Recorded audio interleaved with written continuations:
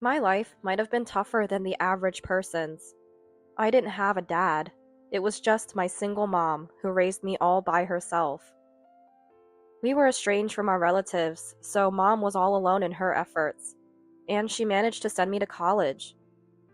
But years of hardship took their toll, and she passed away due to illness around the same time I graduated. After that, I had no family left, but I landed a job at a regular company and met my wonderful husband, Tony. Tony, an executive at a client company, was a bit older than me. Having grown up without a dad, Tony was a reassuring and reliable figure for me. One day, I forgot some important documents at the client's office. Realizing this, I decided to rush back there without telling my boss, intending to retrieve them. But I didn't have a pass to enter the client's building. My boss usually handled such matters, and of course, I couldn't ask him. Standing clueless in front of the client's office, an employee I had met earlier came running out with the documents. That was how I met Tony. Knowing my situation, Tony handed me the documents and said with an innocent smile, "Let's keep this our little secret." I fell for that smile and aggressively pursued him. It didn't take long for us to get married, and I found happiness. We weren't blessed with children, but every day was joyful. Tony, who always made me laugh, had rescued me from a lifetime of loneliness. Just as I vowed to spend my life by Tony's side, we discovered he had cancer, already at stage 4. The doctor broke the news to us. I was devastated. Tony deeply regretted leaving me alone in the end. But just before our 10th wedding anniversary, Tony passed away. Feeling lonely again, I was contemplating my solitude when suddenly, father-in-law George proposed, "How about living together?" George was the only person who genuinely rejoiced and celebrated our marriage. Initially, when Tony and I decided to marry, I had no family, so I was met with skepticism from Tony's circles and relatives. Some relatives even opposed our marriage. However, George never cared about me having no family, and after the marriage, treated me like his real family. Tony's mother, Marie, had passed away when he was young, so George had been living for many years with his real sister, Lily. Maybe that's why George was so handy and could manage all household tasks. He was also a great cook, often visiting our home to treat us with delicious meals. Lily, who lived with George, was single and didn't have a steady job. She used to earn quite a bit from door-to-door sales, but since that company went bankrupt, she struggled to find stable employment and was doing odd jobs. Most of the living expenses were covered by George's income, but a few years ago, George's legs grew weak. He quit his job, and they were barely getting by on his small earnings and pension. Knowing that George, who handled household chores, wasn't in the best health, I had been helping out at his place from time to time, even when Tony was alive.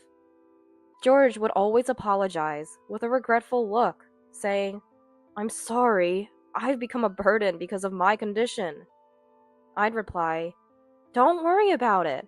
I'm good at housework, and I'm happy to see you well." Not knowing what it's like to have a dad, I was genuinely happy to take care of George. Tony, knowing I considered George like a real dad, was always happy to send me off to help. However, Lily didn't feel the same way. Whenever I went to help, she would meet me at the door and say, "So, you're here to butter up again. You're an outsider, you know. No matter what you do, you won't get any inheritance." With a spiteful look. I would always deny it, saying, "No, that's not my intention." But Lily would repeat the same line every time I visited.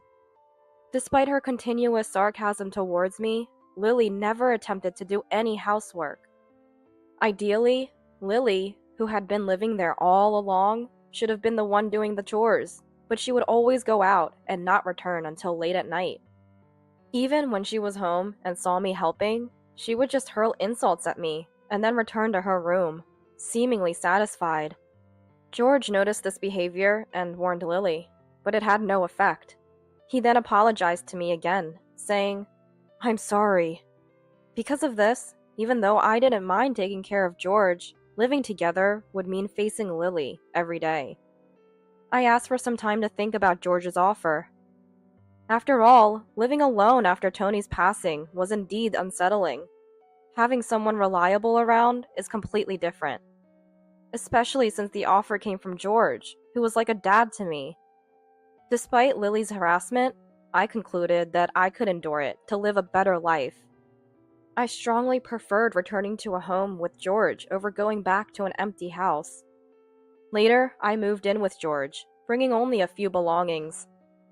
I was familiar with George's house, knowing where everything was, except for the inside of Lily's room. Whenever I passed by, I could smell cigarette smoke, but her door was always closed. When I offered to clean her room occasionally, she accused me of being a thief. "No way! Don't enter my room without permission. You might steal something." I protested. "I would never do such a thing." "You can't be sure. After all, you have no family to trouble, right?" Every time Lily spoke to me, she would use words like outsider and remind me of having no family. Knowing these were the words that hurt me the most, she knew I couldn't retort and deliberately used them.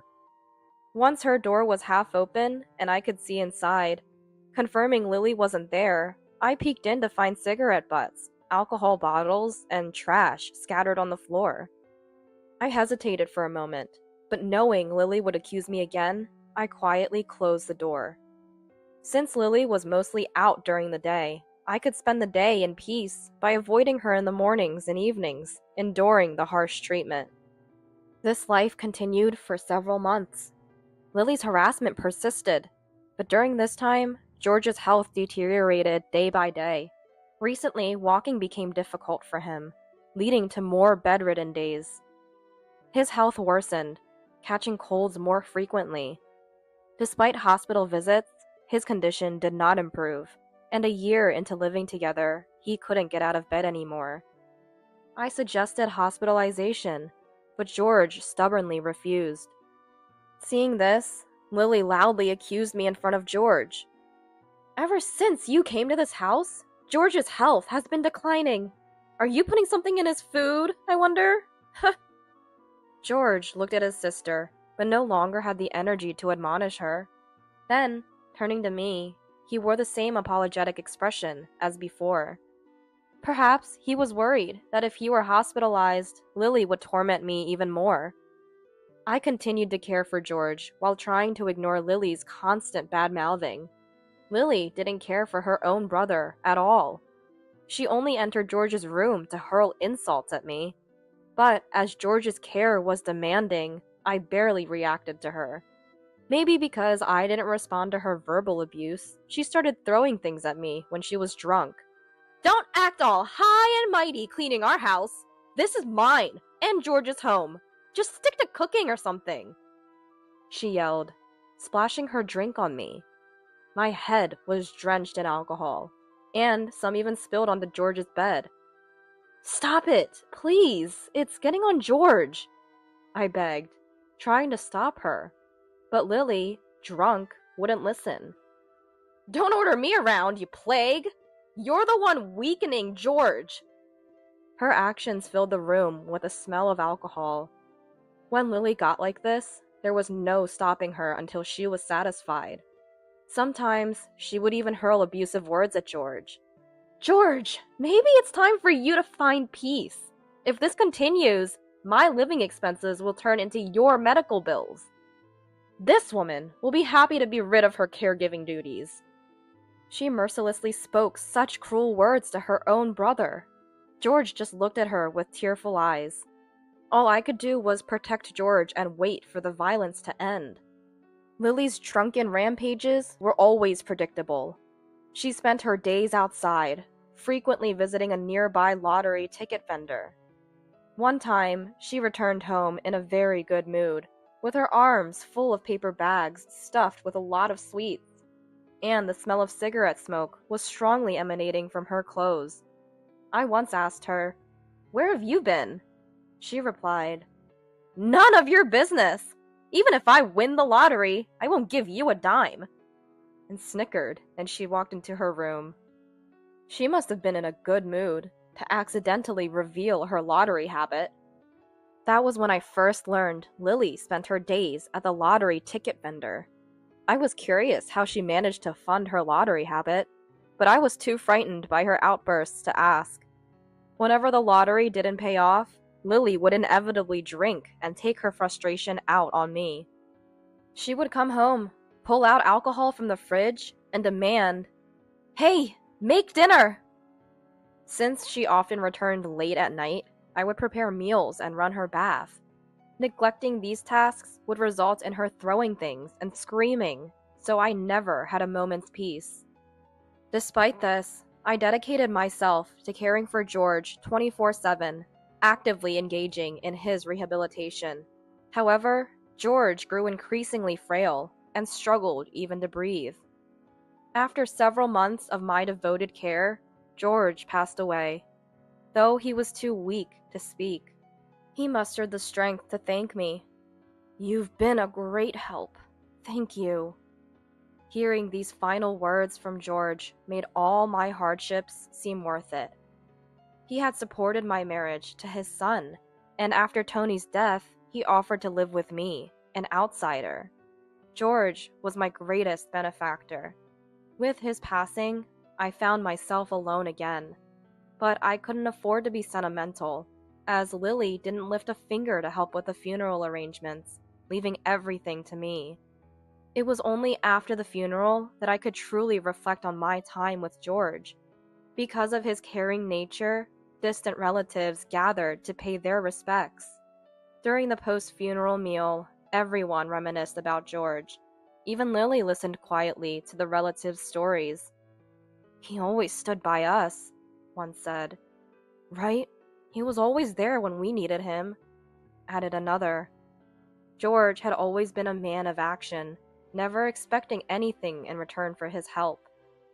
Hearing this, I felt happy, as if they were talking about me too. Then a relative broached the subject.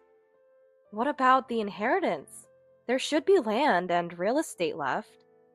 "Yeah, he inherited his wife's assets too, so it must be a considerable amount." Despite the funeral just ending, they started discussing the inheritance. Hearing this, Lily's eyes lit up. "Right! I'm the closest blood relative, so I'll protect George's inheritance. Besides, I've been taking care of him, so I have a right to inherit," she confidently declared. Watching Lily's eyes sparkle, I felt a deep sense of unease. But I couldn't avoid the inheritance discussion. It was a matter that didn't concern me. As the relatives were getting worked up over the inheritance, a man suddenly entered. Everyone looked at him, but judging by the relatives' faces, no one seemed to recognize him.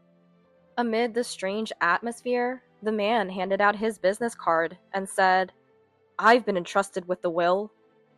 Lily, sensing an opportunity, approached the lawyer and said, "Really? Then let's open the will right here."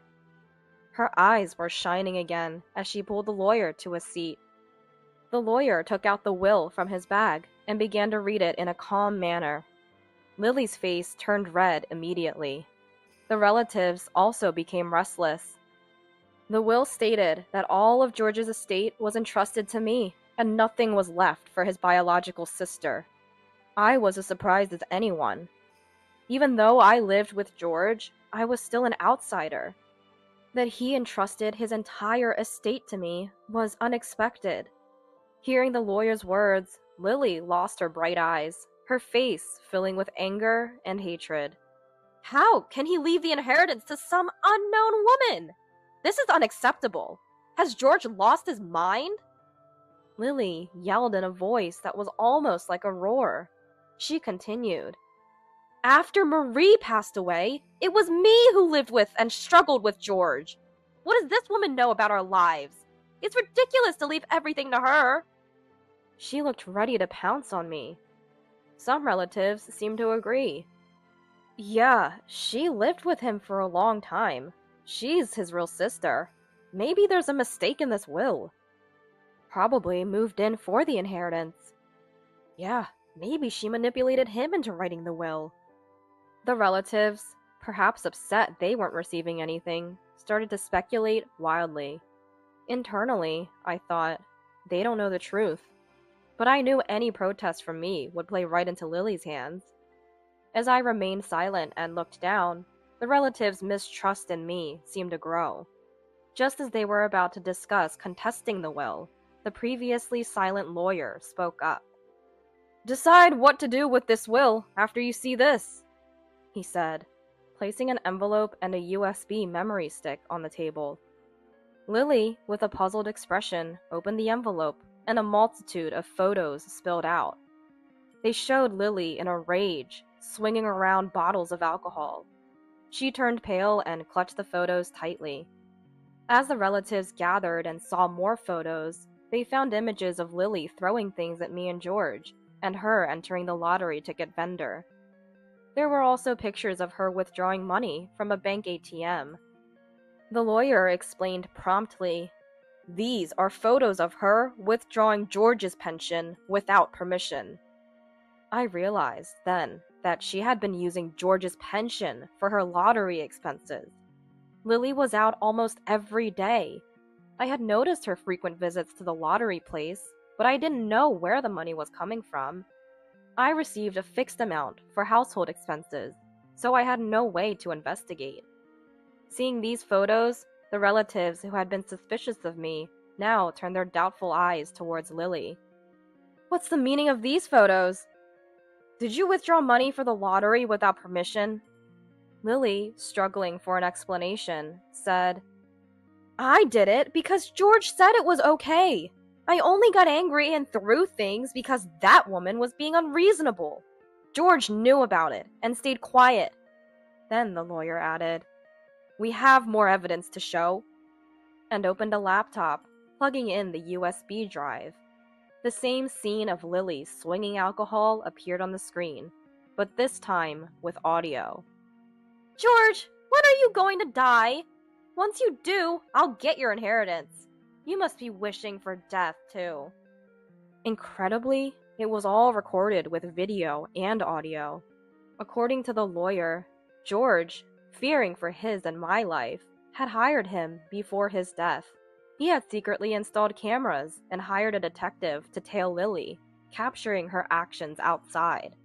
He wanted to ensure that his estate wouldn't end with his sister after his death, so he asked for the will to be backed up with these photos and videos. I was astonished.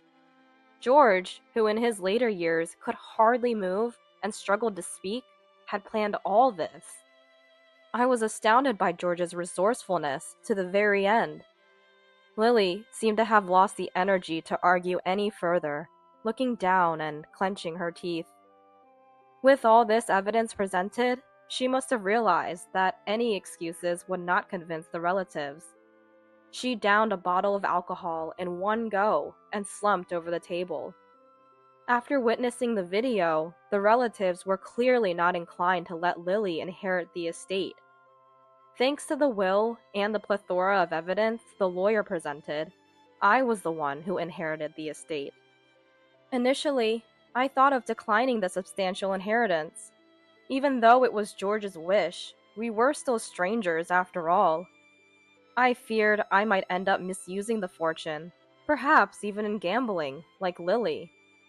But the fact remained that George trusted me and treated me like family, even if it was for a short while. As a gesture of gratitude, I decided to use the inheritance to maintain George's grave for as long as I lived. I had enough to live on from Tony's inheritance. I erected a tombstone for George and set up a grand altar, placing photographs of Tony and George and Marie there. As for Lily, she succumbed to a gambling addiction and alcoholism and was forcibly admitted to a hospital. She likely won't leave it for the rest of her life. While I did feel a pang of pity, I couldn't forgive the years of torment she put me through. Still, as George's biological sister, I thought it right to cover her hospital expenses. Now, alone again, my situation was different from before. I had something to protect. That alone made me feel not so solitary. From now on, I planned to live out my remaining days peacefully in the house I shared with George.